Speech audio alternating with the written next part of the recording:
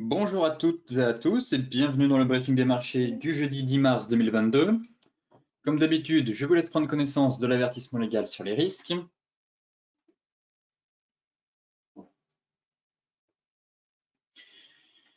Et donc aujourd'hui, grosse séance d'un point de vue macro, puisque on attend à 14h30 la conférence de presse de Christine Lagarde, à savoir la BCE, et en même temps, à 14h30, on aura aussi la publication de l'indice des prêts à la consommation aux États-Unis. Donc vraiment des données clés à surveiller, en tout cas d'un point de vue macro, même si toujours le conflit en Ukraine pèse un peu sur les marchés. Globalement, hier, on a eu un énorme rebond, que ce soit en Europe ou aux États-Unis, mais surtout en Europe, puisque les indices ont pris entre 7 et 10%.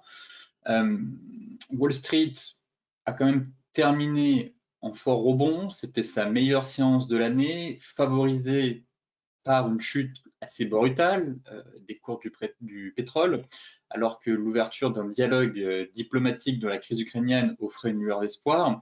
Et effectivement, le baril de Brent de la mer du Nord a lâché quasiment 13% et le WTI a quand même cédé 12%. Donc on était monté un peu haut, un peu fort, un peu vite, et généralement les excès sont corrigés par des excès. Donc là, plus de 10% sur le pétrole, en tout cas un plongeon de plus de 10% sur le pétrole Brent et WTI.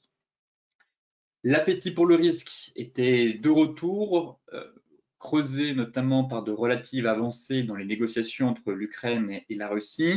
La Turquie accueille jeudi les ministres russes et ukrainiens des Affaires étrangères pour leur premier face-à-face depuis le début de l'offensive russe en Ukraine. La Fed, elle, se réunit la semaine prochaine. Cette semaine, c'est la BCE. Et globalement, Jérôme Powell s'est dit prêt, malgré la guerre et les sanctions économiques, à un premier tour de vis monétaire de 0,25%.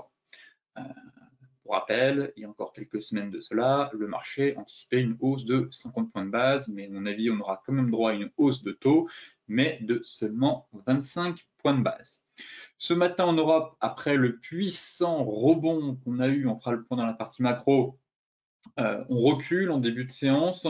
Les cours du brut, eux, repartent à la hausse. Comme je vous le disais, on a la rencontre dans la journée entre les ministres des Affaires étrangères russes et ukrainiens qui ne suscite guère d'espoir d'une issue diplomatique au conflit. En tout cas, on n'attend pas de nouvelles avancées très importantes, mais ça pourrait donner potentiellement un bol d'air au marché financier. Néanmoins, face à la guerre en Ukraine, les chefs d'État et de gouvernement européens se réunissent ce jeudi et vendredi à Versailles pour se pencher notamment sur la possibilité d'un plan européen de résilience et d'investissement. Donc, des réunions, en tout cas,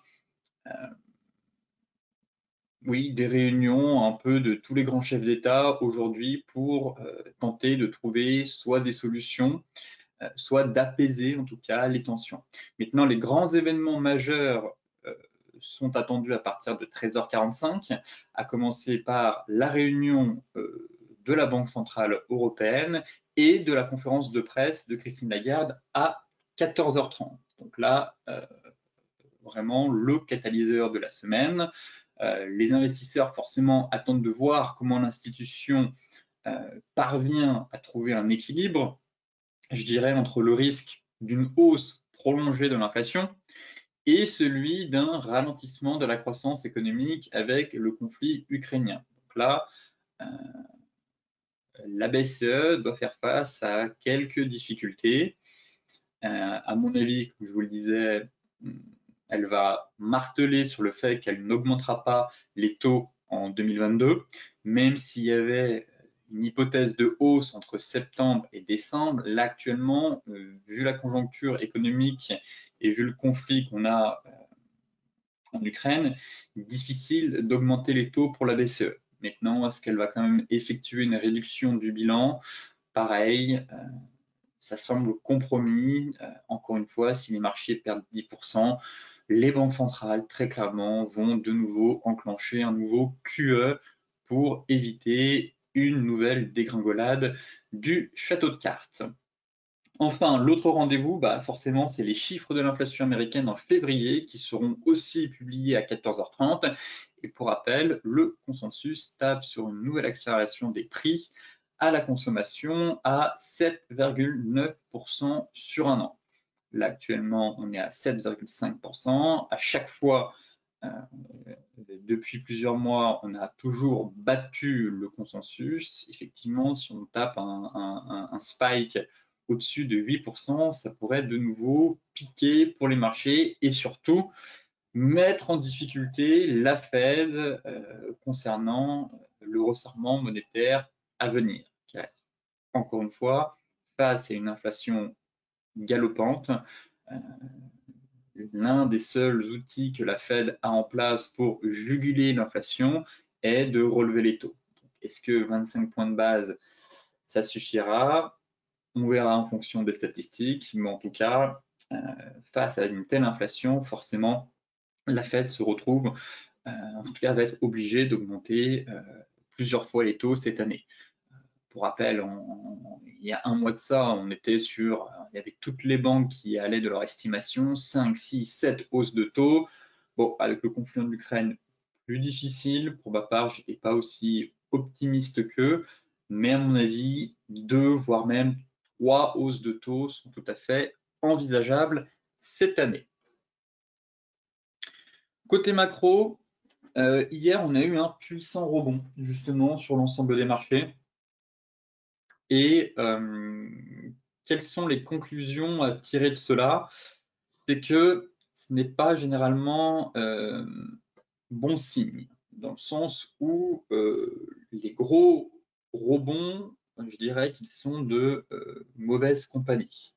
D'où l'image d'un ours pour signifier que généralement, vous voyez ici, c'est les puissants rebonds. Là, j'ai pris l'indice DAX, donc c'est les puissants rebonds que l'indice DAX a effectués au cours, depuis l'année 2000. Et comme vous pouvez le voir, vous constatez que ces rebonds ont eu lieu dans des marchés baissiers, que ce soit la crise des subprimes en 2008, en 2020 avec la crise du Covid, ou la crise, l'éclatement de la bulle des dot-com durant l'année 2000-2002. Donc, prudence avec ces puissants rebonds. Cela ne veut pas dire que c'est un creux de marché, en tout cas, car généralement, comme on a pu le voir pour le Nasdaq, quand il avait ouvert à -4 et terminé à +4, derrière, on avait de nouveau revisité son plus bas. Donc, puissant rebond. Mais ce qu'il faut retenir, c'est que les grands mouvements quotidiens du marché se produisent pendant les marchés baissiers et pas pendant les marchés haussiers. Que les performances après ces meilleurs jours sont loin d'être excellentes. Effectivement, pour certains cas, on a continué d'aller plus bas. Et encore une fois, que les grands mouvements d'un jour se produisent lorsque la volatilité est quand même massive. Et là, toutes les conditions sont quand même réunies, puisque les indices étaient entrés en territoire de bear market, à savoir plus de 20%, et on a une volatilité qui est quand même impressionnante depuis maintenant 2 semaines sur les marchés. Donc un graphique, en tout cas, qui suggère que les puissants rebonds ne sont pas souvent, ne sont pas forcément un point bas pour le marché derrière. Donc, après, ça reste des statistiques, on peut toujours faire mentir les statistiques, mais au cours des périodes précédentes, on constate que généralement, le marché est allé un peu plus bas derrière. Néanmoins, Goldman Sachs se montre quand même assez optimiste, encore une fois. On a fait un tour d'horizon des prévisions de Goldman Sachs pour l'année 2022. Hier, c'était le gold et le pétrole. Vous voyez que sur le pétrole, c'est quand même difficile. Goldman Sachs tablait un baril à 100 $ d'ici la fin de l'année. On peut prendre 30 $ en l'espace de 5 séances et en perdre 15 en l'espace d'une séance. C'est extrêmement volatile. Je trouve ça très difficile vraiment d'anticiper les prévisions sur le pétrole. tellement la volatilité est instable. On avait aussi le gold hier. Bon, Goldman Sachs visait un gold à 2000 $, sachant qu'on est déjà à plus de 2000 $ et que tous les signaux, en tout cas, semblent au vert pour les métaux précieux. En tout cas, je vise bien plus haut cette année face au contexte actuel et à la conjoncture économique. Maintenant, pour le S&P 500, intéressant de noter que Goldman Sachs table en fait à un S&P 500 à 4900 points d'ici la fin de l'année 2022. Pareil pour les prévisions pour les EPS, donc les earnings per share, qui restent à 240 $, enfin 209 $, qui était à 209 $ en 2021 et qui reste à 226 $ pour 2022 et 240 $ pour 2023. Donc là, pour Goldman Sachs, très clairement, la grande banque estime qu'on a un creux de marché, car elle ne voit pas retomber le S&P. Bon, là pareil, j'aurais aucune certitude là-dessus. Et viser 4900, ça veut dire que le S&P terminerait sur un nouveau plus haut et donc un nouveau record historique. Pareil, affaire à suivre. Autant, je vous le disais, Goldman Sachs a été assez bon sur ses prévisions de S&P l'année dernière. Autant cette année, depuis le début de l'année, on a quand même quelques coquilles et ils se sont pas mal plantés sur leurs prévisions. Donc là, quand je vois pareil sur le gold, le pétrole et le S&P 500, je ne suis pas tout à fait d'accord avec eux. En tout cas, je n'exclus pas sur le S&P 500 une nouvelle jambe de baisse. Mais vu le contexte, je vois mal le S&P terminer l'année sur un nouveau record historique. Peut-être que je me trompe. Je ne vois pas de fin du monde non plus. On pourrait continuer de chuter encore un peu, perdre 10%, mais derrière, faire un énorme V-bottom. Je pense que pour cela, en fait, il faudra un nouveau QE. Il faudrait que Jérôme Powell ne monte pas les taux et injecte de nouveau des liquidités sur le marché. Effectivement, dans ce cas-là, on aura un peu ce scénario, comme en le cas du Covid, le quoi qu'il en coûte et injection massive de liquidités et redémarrage en V-bottom. Voilà, pour moi, le seul scénario qui permettrait vraiment d'aller chercher les 4900. En revanche, chuter un peu plus et terminer l'année vers 4004, 4005 serait déjà pas mal vu la conjoncture, l'inflation élevée, le risque de ralentissement économique et les craintes actuellement qu'on a sur l'envolée des matières premières agricoles qui font craindre un risque de famine dans certains pays du monde.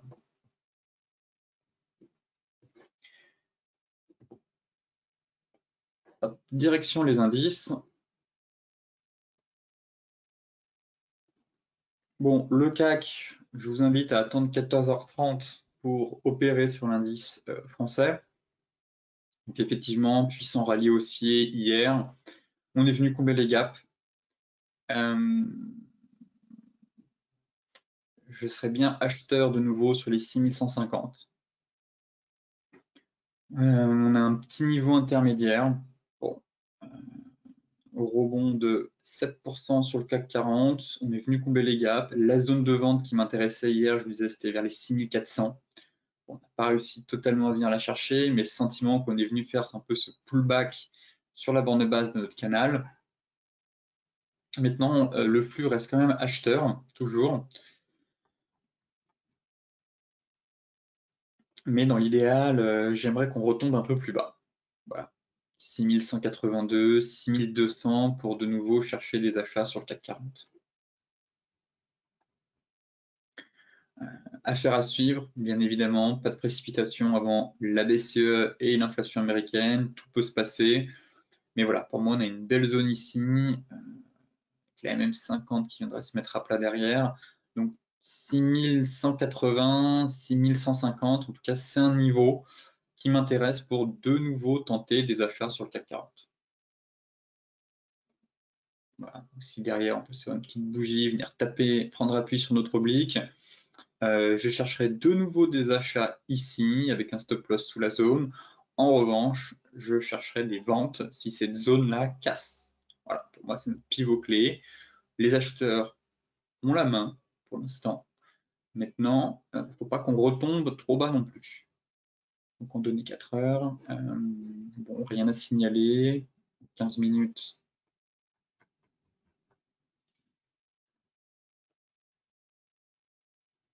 Bon, on est sur un repli, mais voilà, on a vraiment un très beau niveau ici. Si on pouvait retomber un peu plus bas, ce serait parfait. Voyons voir si on a un peu plus d'indications sur les futurs.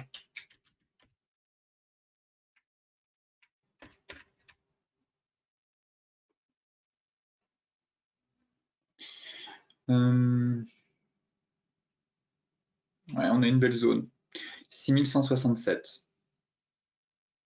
Le spike ici, celui-là. 6167, 170, c'est ce que je vous disais. C'est un niveau pertinent. Bon, là, on est en train d'enfoncer un peu notre oblique. Affaire à suivre. C'est vrai que c'est intéressant ce canal. On a un très beau canal haussier qui est en train de se mettre en place. Finalement, juste ici.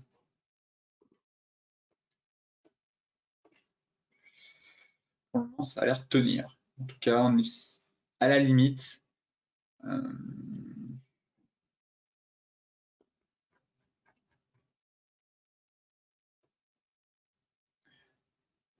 Bon, on pourrait ne peut-être pas aller plus bas, effectivement. On a notre Tenkan qui arrive en soutien ici.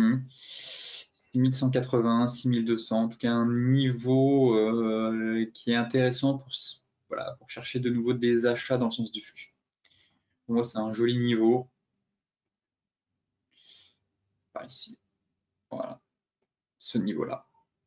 Et en dessous de ce niveau, on aurait quand même une dégradation et ce serait compliqué derrière.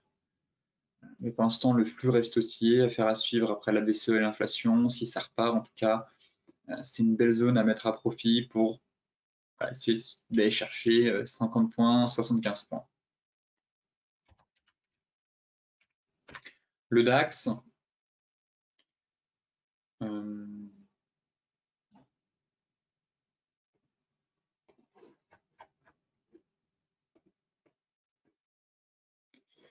DAX qui est venu buter finalement sur le haut de nuage. Vous voyez, parfait quoi.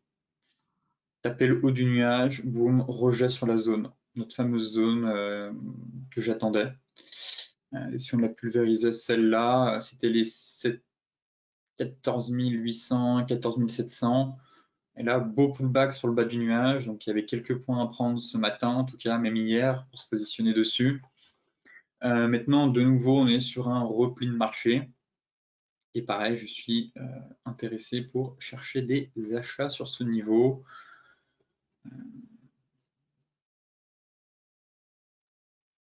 On est proche de la zone. En données 4 heures, je n'ai pas plus d'informations. En données horaires, ouais, retomber par ici vers les 13 350. 400, on y est presque. Mais là, on a une belle zone. Voilà, vers les 38,2. 340, 320 pour tenter un achat une seule fois. Si ça ne tient pas, il faudra rechercher de nouveau des ventes.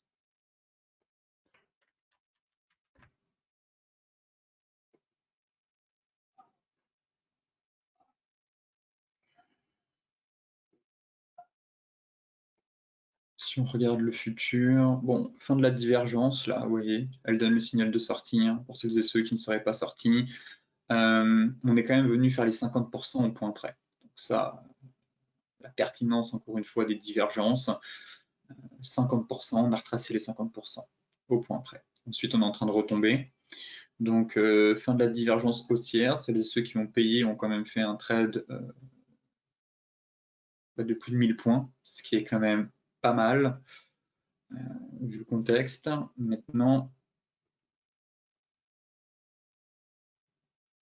voilà, on est sur les 38,2, on est sur un niveau intéressant. 38,2, 13 350, 395. avec la MM50 qui arrive en soutien. Donc effectivement, j'ai un niveau qui me plaît par ici. Mince. Voilà, pour moi, ça remonte. Et dernier niveau pour tenter vraiment un achat, ce serait par ici. Voilà. Au-dessus des plus hauts ici, on a une petite niveau de support, MM50 qui remonte. Et donc tenter un achat une seule fois ici me paraît en tout cas pas mal. Sur signal, bien évidemment, et si on enfonce ce niveau, là par contre, je chercherai de nouveau des ventes. Et pour l'instant, on a eu un énorme flux haussier hier. On souffle un peu, ça reste haussier. On a juste un repli. Les acheteurs gardent la main, même si on perd 2%.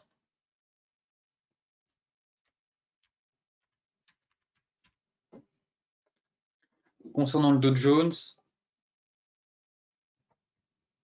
mince, je ne suis pas sur le bon.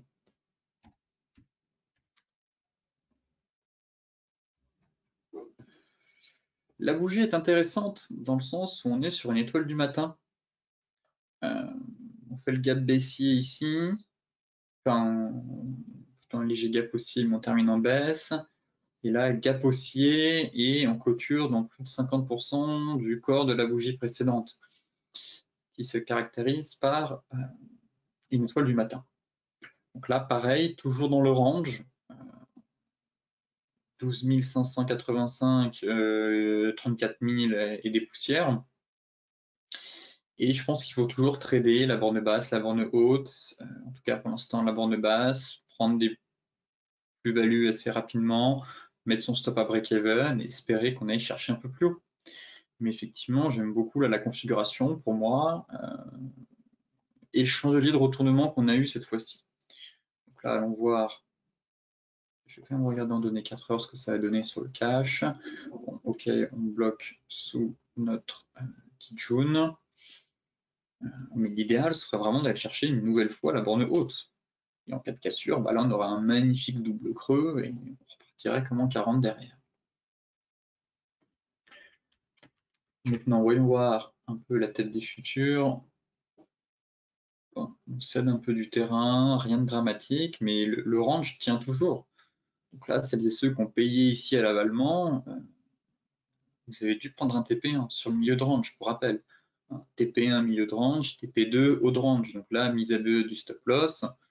Et puis voyons voir cet après-midi comment les marchés réagissent après les données sur l'inflation. Mais voilà, il faut continuer à trader ce range.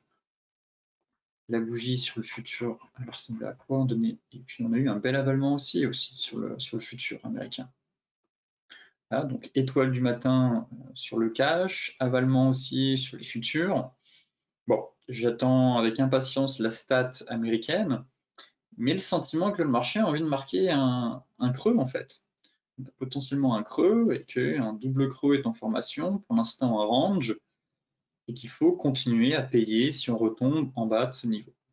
Voilà, pour moi le plan n'a vraiment pas changé sur le Dow Jones, ça reste le range à trader et essayer de se positionner sur des replis assez importants, avec un stop loss assez large, et viser 33 130 et 34 000. Donc là, rien à faire avant les chiffres de l'inflation, mais potentiellement des opportunités à saisir après la publication de ces données, surtout si le marché repart à la hausse.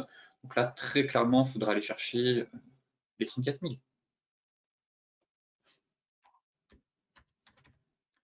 L'euro-dollar. Eh bien, on a fait les 1,1075. C'était un de mes objectifs que je m'étais fixé pour la semaine. Je vous disais que bon, c'était un petit peu ambitieux, les 1,10 oui, les 1,1040, et finalement on a tapé les 1,1075. On a fait une bougie monstrueuse.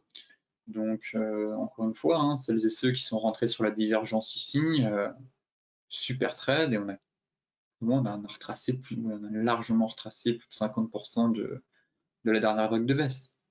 Donc là, fin du trade, consolidation de l'euro-dollar. Pourquoi pas tenter des achats, mais un peu plus bas. Pareil, aucune raison d'être acheteur ou vendeur avant la BCE, avant l'inflation US, on attendra un peu. mais dans l'idéal, je ne suis pas contre un achat sur les indices.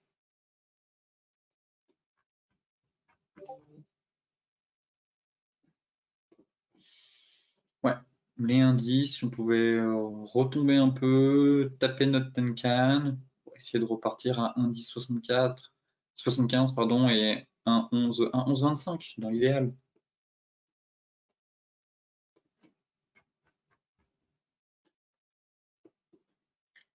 Venir chercher notre Tenkan.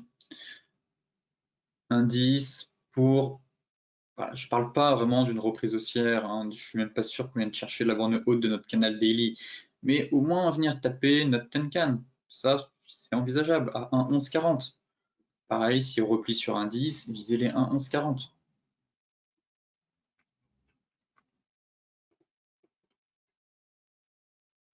1,1140, bon, bah, c'est clairement d'aller chercher le plat qui joue en fait. Voilà. Après, aucune certitude qu'on fasse une rotation complète des prix en direction des 1,13, ça j'en suis quand même moins sûr. Le marché pourrait souffler, là on est prisonnier entre le bas de la Tenkan et la tige jaune.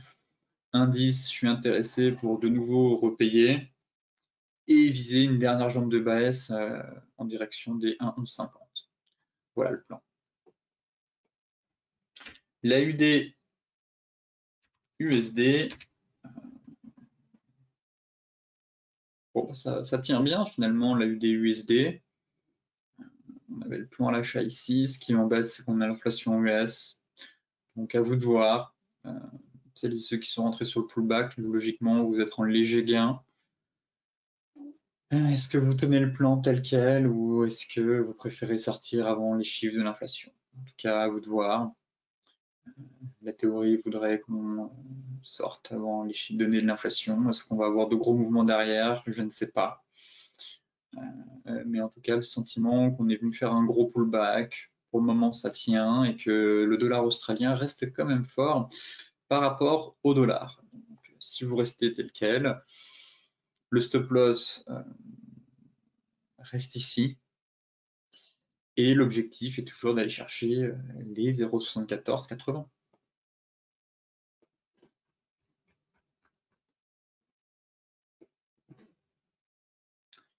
Effectivement, le dollar australien résiste bien. On a juste fait un gros pullback assez violent.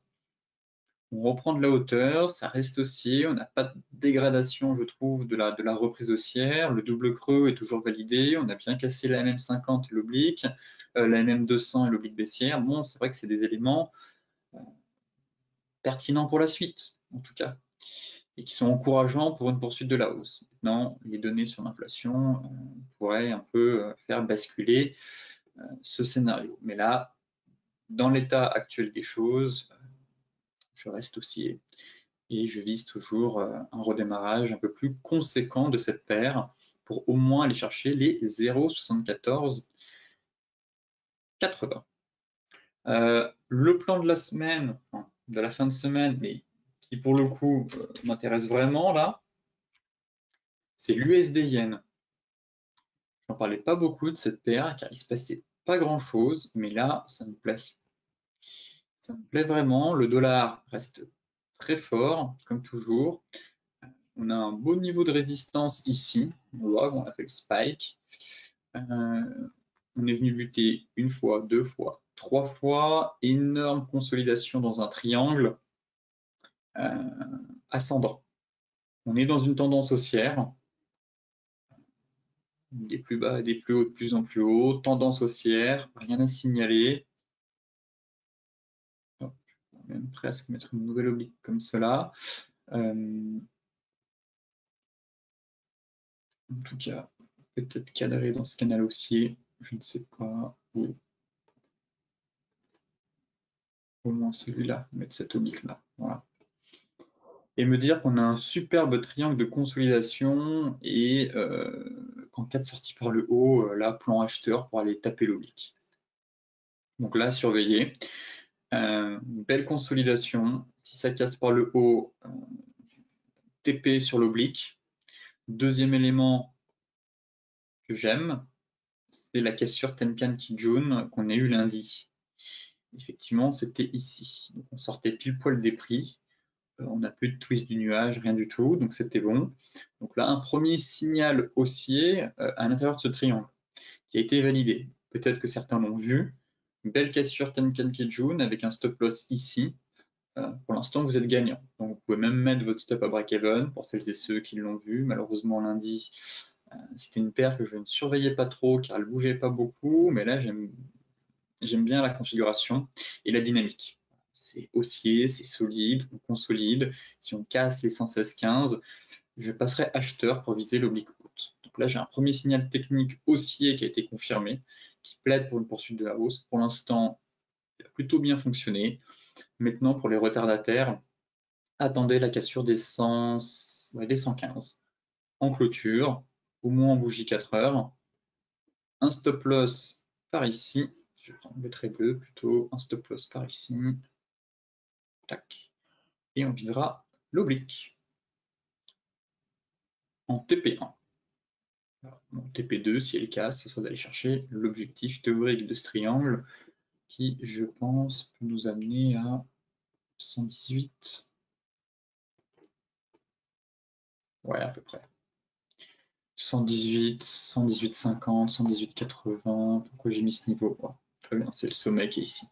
Bon, bah, TP1, TP2. À suivre, bien entendu, en cas de cassure. Le gold,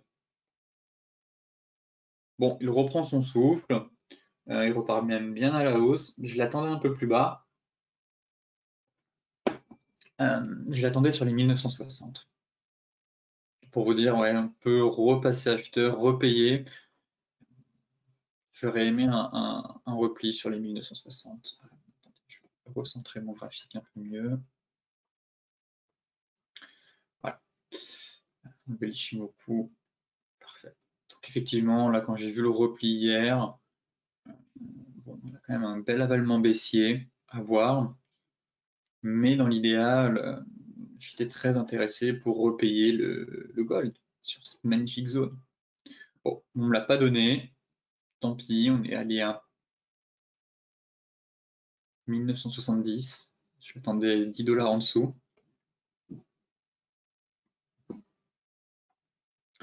Maintenant, en données 4 heures,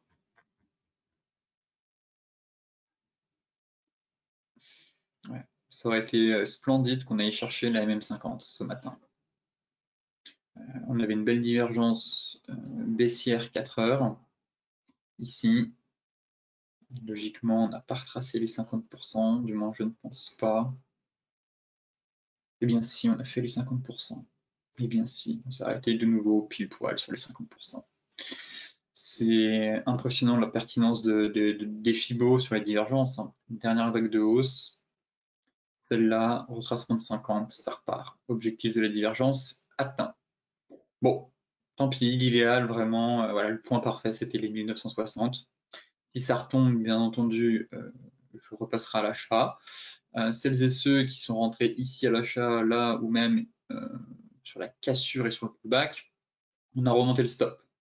Donc là, très clairement, le stop, voilà, vous savez où il faut le mettre, on peut même le remonter un peu à 1950, le stop loss de long terme. Si vous avez gardé un reliquat, très bien. Maintenant, payer ici, je trouve que c'est pas terrible du tout. Bon, voyons voir si on a une réaction suite à l'inflation ou à la BCE. Mais effectivement, si on retombe sur les 1960, il faudra de nouveau chercher des achats pour aller chercher une dernière vague de hausse, enfin, une prochaine vague de hausse, casser les résistances historiques et aller chercher un nouveau record derrière. Donc toujours intéressé, pas de vente, mais des achats sur repli, sur des gros niveaux clés. Et là, de nouveau, pour moi, ce serait les 1960 et dans l'idéal, 1967-1970, je pense. Même si on revient sur les 70, pourquoi pas de nouveau chercher une nouvelle fois des achats. On a cet oblique. Maintenant, si on peut retomber et venir taper l'oblique dans les prochains jours, ça me va aussi, mais plutôt dans une optique acheteuse, toujours sur les métaux précieux. Le Brent, bah, l'avalement a plutôt bien fonctionné hier. comme je vous le disais, deux doji et un début d'avalement. J'étais intéressé pour un retour sur les 115. On allait bien plus bas. Si certains ont tenté des ventes sur le pétrole, eh bien bravo à vous, car on a eu une très belle chute. Maintenant, je suis assez neutre. Voilà. On aurait eu un retour sur les 115. J'aurais sûrement proposé un plan de trading. Là, ce qui me dérange, c'est qu'on est prisonnier entre Tenkan et Kijun.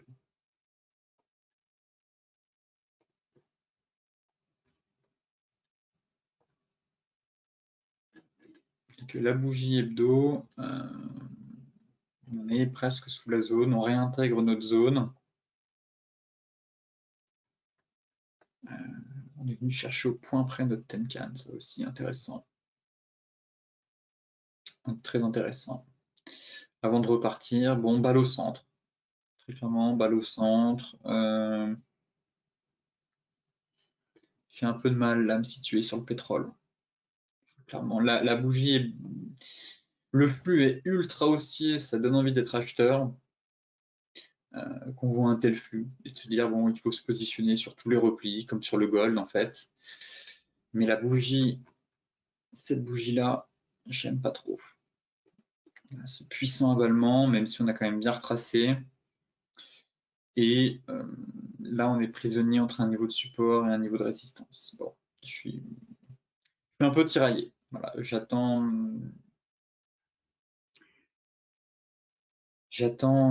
d'avoir un peu plus d'informations, de flux, un historique peut-être un peu plus long des prix à venir pour me décider, mais effectivement, entre le puissant flux haussier, qui, comme je vous le disais, nous invite à payer tous les gros replis, et ce puissant chandelier de retournement baissier sur un potentiel excès d'euphorie du marché, font que j'ai du mal à me positionner clairement sur le marché pétrolier.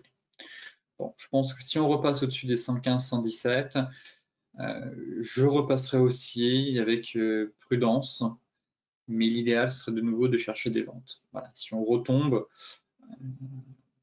pour le coup, je suis intéressé pour chercher des achats un peu plus bas, 105, 105, 106, et venir combler vraiment le gap. Donc au niveau des 104, 105, venir pullbacker le haut du canal, là effectivement, entre ces deux niveaux, assez neutre, et voilà, je repasserai acheteur, mais vraiment avec prudence, si on arrive à breaker la zone des 116. Le light, c'est exactement la même chose. Je crois que la zone a tenu sur le light. La zone a bien tenu. Ouais. Bon.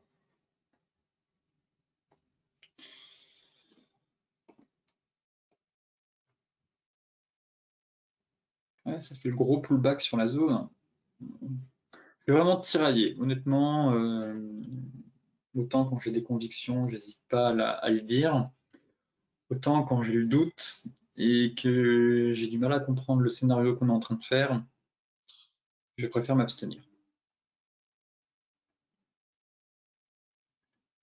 C'est la même chose, ces deux doji avec cet avalement baissier montrent voilà, un top de marché, essoufflement, hésitation, bim, avalement.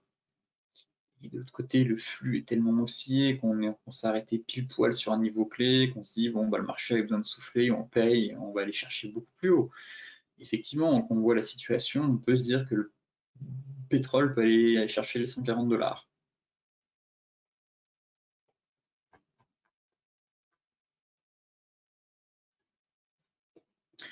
Bon, ça reste haussier, ça reste acheteur pour l'instant. Le niveau, en fait, c'est ce niveau-là. On l'a testé une fois, deux fois, ça a tenu. Bon, bah, si on fait une épaule, tête, épaule, vous connaissez la suite. En fait, on passera vendeur, on ira chercher plus bas. Voilà ce que je vais surveiller. Ce scénario d'épaule, tête, épaule. Pour l'instant, je suis neutre. Si on break ma Tenkan ici et ce plus haut là, ok, je repasserai acheteur, pourquoi pas. Mais pour l'instant, voilà, je suis indécis. J'ai des vents contraires. voilà, il y a des vents contraires entre ce que me dit la macro qui plaide pour un pétrole haussier et l'analyse technique qui m'envoie, je trouve, un signal baissier de court terme et une dégradation au cours des dernières séances.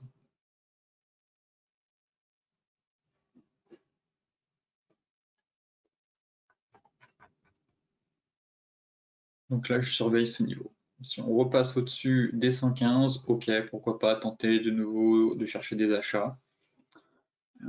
Mais si on échoue sur les 115, je guetterai quand même très attentivement la formation d'une épaule, tête, épaule.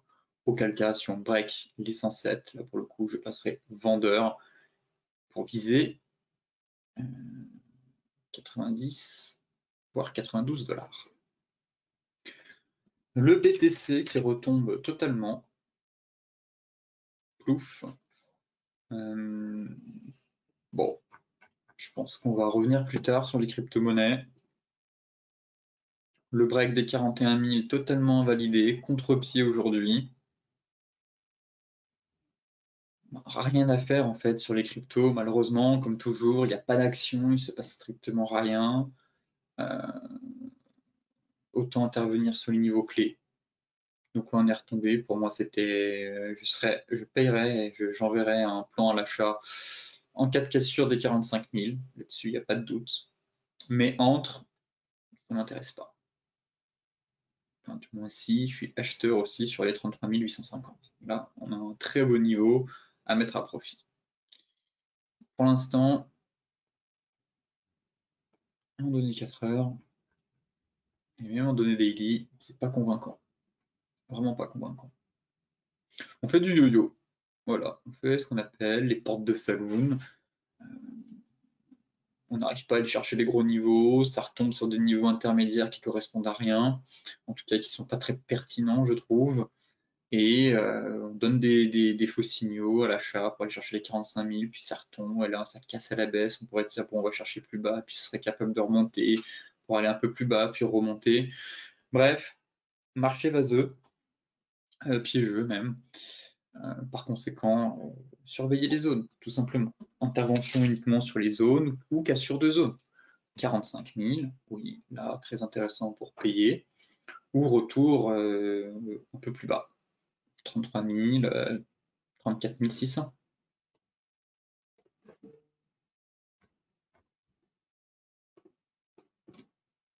Ouais, la bougie hebdomadaire, elle a du mal, hein. On a beaucoup, beaucoup de mal. En tout cas, on se fait on a des fausses joies finalement en hebdo. Ici, on tape, ça retombe sous la zone des 41 000. Pareil aussi, là, on tape, ça retombe. Bon.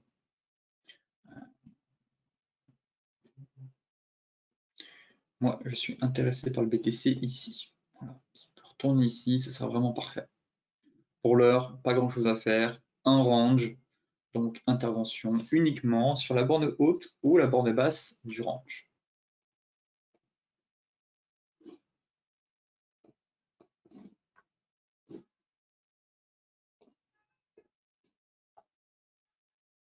Ouais. À la limite, revenir taper notre kit jaune sur les 36 500.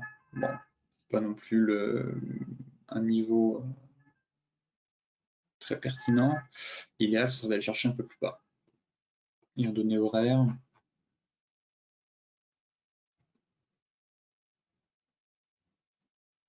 Non, honnêtement, rien à signaler sur le BTC, à part que ça retombe. Et qu'il n'a même pas la force d'aller chercher une nouvelle fois les 45 000. Donc, partant de ce principe-là,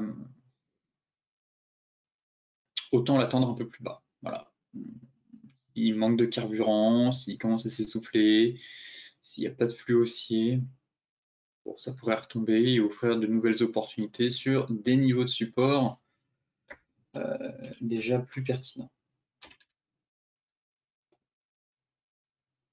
L'Ethereum, pareil, ça retombe, même constat.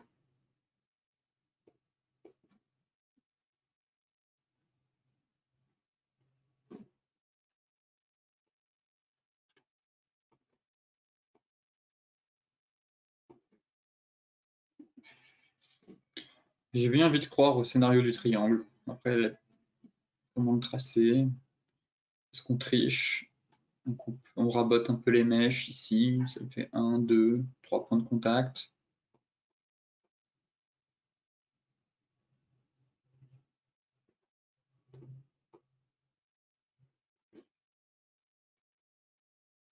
Bon. Effectivement, retenter des achats ici, pourquoi pas.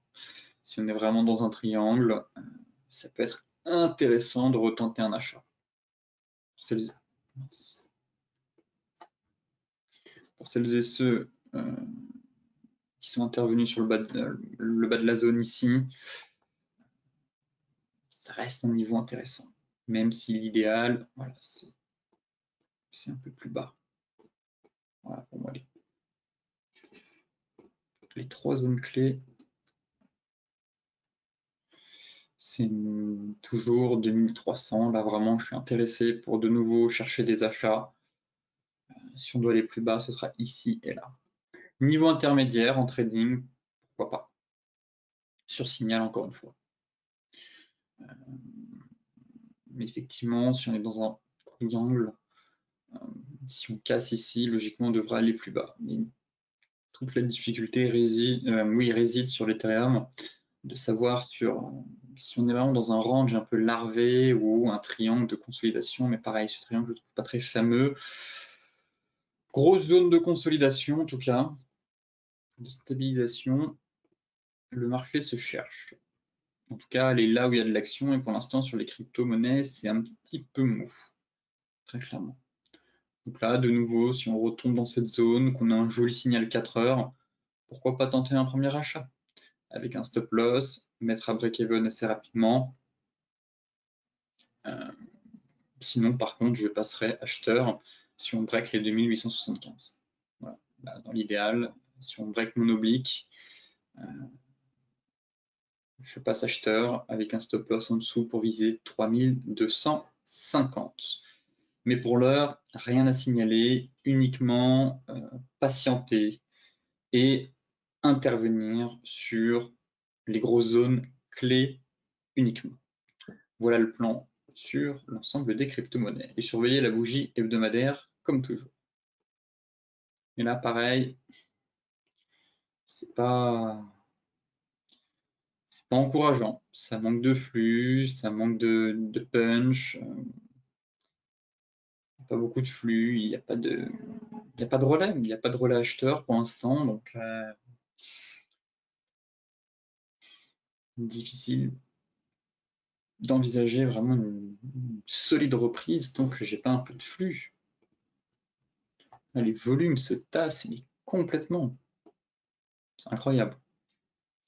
Il y a quasiment plus de volume, déserté. Donc j'attends retour des volumes, effectivement. Si on a une belle cassure de ce niveau avec un gros volume, là on aura un signal pertinent. Mais là pour l'instant, chute libre sur les volumes. On est très clairement en chute libre. Donc pas de volume. N'achetez pas n'importe où. Achetez uniquement sur les zones, sur signal. Si ça casse, on attend la prochaine zone, et ainsi de suite. Mais là, en l'absence de volume, peu d'enthousiasme de la part des acheteurs. Je vous souhaite une excellente journée, de très bons trades, soyez prudents sur les marchés, et je vous dis à demain pour un nouveau point complet sur la planète finance.